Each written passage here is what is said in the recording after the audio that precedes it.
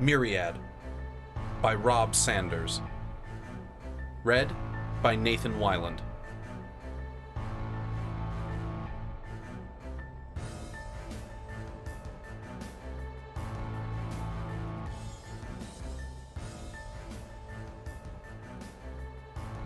The Martian soil trembled. Beneath the Temple Turrentine assembly yards, something was rising. Once a glorious spectacle of Magna machinery and Titan production, the southern installation had produced the mighty god machines of the Legio Excruciata. Now, its great production temples glowed with the unholy light of corruption. Chittering constructs went to work on towering perversions, looming monstrosities that should have been warlord titans, but instead were metal monsters of demonic infestation and heretic weaponry. Row upon row of such beasts stood silent in the storage precincts, waiting for the orbital mass conveyors that would take them to bulk freighters destined for the War Master's forces. But those mass conveyors would not come. With the Forge World Principle blockaded by the 7th Legion, nothing was leaving Mars. Like the monstrous tanks, fevered warrior constructs, and ranks of empty battle plates sitting in storage bays across the surface, the Chaos Titans gathered Martian dust. Dust that now rained down about the towering abominations as the bedrock quaked beneath them. A warlord titan was a walking fortress of thick plate and powerful shielding. As any who had ever faced such an apocalyptic foe understood, it had few weaknesses.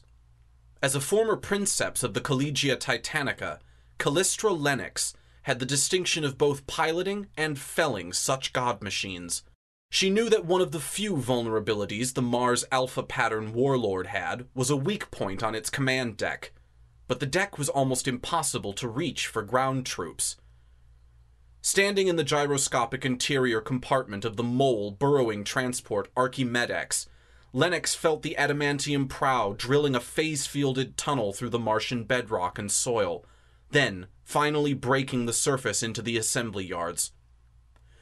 While the large tunneling vehicle emerged upright like a rising tower, the crowded troop compartment maintained its rolling orientation within, which would make disembarkation a smooth affair. The princeps had directed the translithopy to rise up next to a warlord titan identified as the Ajax Abominata. Loyal constructs had been watching the installation for weeks from the scrap-littered sides of the surrounding mountains. The construction of the Ajax Abominata was all but complete, although its armored shell was still covered in a scaffold, complete with mobile gantries. It was a target ripe for sabotage, and the princeps knew exactly how to do it. Not that she looked very much like an officer of the Collegia Titanica anymore. While she still wore her uniform amid scraps of flak and carapace, it was tattered and stained with oil. The black leather of her boots was scuffed, and her gloves crudely cut to fingerlessness. She wore an eye patch where her ocular bionic had been torn out, and a short chain blade sat heavy upon her belt, where a ceremonial saber used to hang.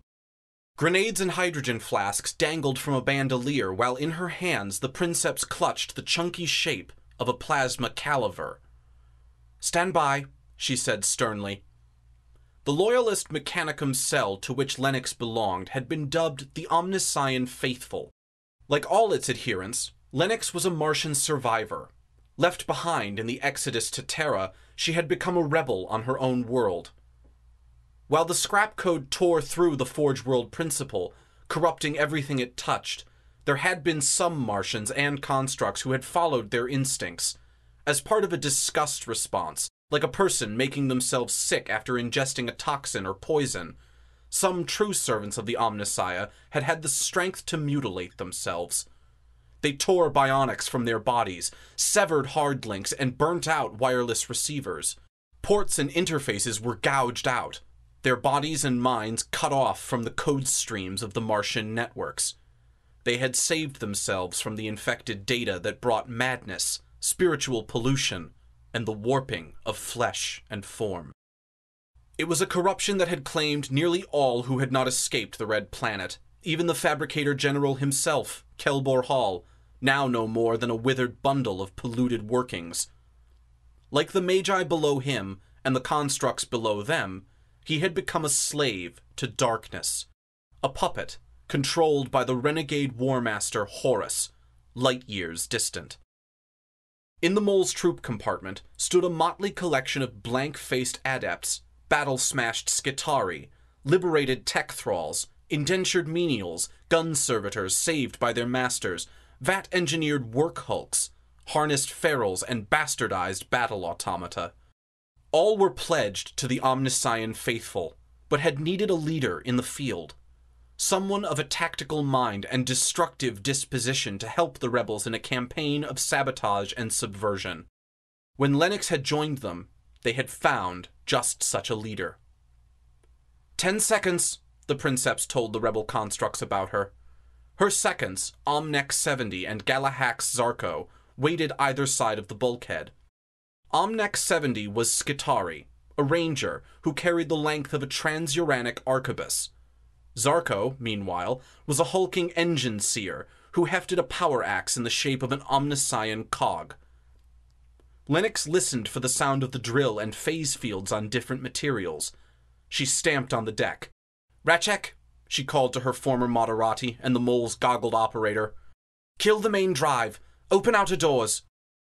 The layered bulkhead sighed hydraulically and slipped aside to reveal the shadowy interior of the scaffold complex. Lennox nodded. "Go,"